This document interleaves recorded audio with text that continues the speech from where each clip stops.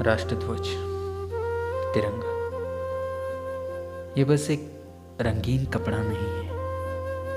यह हमारे भारत के अखंड राष्ट्र के स्वतंत्र युद्ध के इतिहास का एक आमरण साक्षी है, जो हमें और भारत के आने वाले हर पीढ़ी को एक गर्व महसूस कराता है।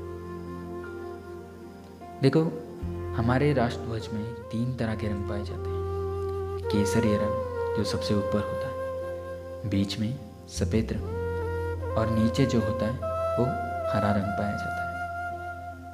इनके अलावा बीच में एक नीले रंग का अशोक चक्र भी होता है। इस हर रंग का अपना एक प्रतीक है जो हमें भारत के देशवासी होने का और हमें जिम्मेदारियों का एहसास दिलाता है। केसरिया रंग जो होता है वो त्याग, बलिदान, ऊर्जा का प्रतीक होता है, जो हमें अपनी क्रांतिकारक उनकी याद दिलाता है। हमें स्वतंत्रता यूँ ही नहीं मिली है, बहुत लोगों ने अपने जीवन को आत्मसमर्पण किया है इसके लिए।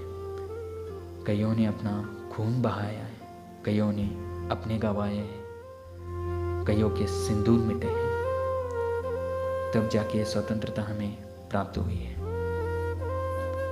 ये रंग हमें यही बताता है कि जब भी वतन पे, हमारे देश पे मुसीबत आए तो हमें त्याग और बलिदान के लिए हमेशा तैयार रहनी चाहिए।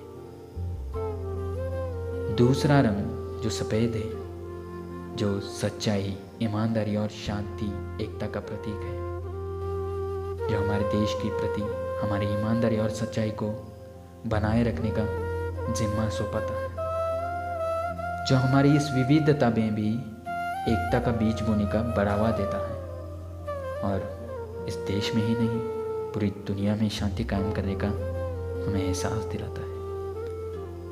तीसरा रंग जो है वो है हरा। वो हमारी उर्वरता, हरियाली और प्रगति, समृद्धि का प्रतीक है।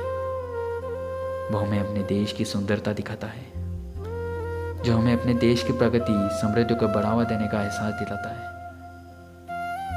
और जो अशोक चक्र होता है वो विकास का प्रतीक है, जो हमें अपने देश को आगे बढ़ाने का और उसे विकसित बनाने का, उसे इस दुनिया में महासत्ता बनाने का हमें एहसास दिलाता है। ये जिम्मेदारियाँ हमारे ऊपर है।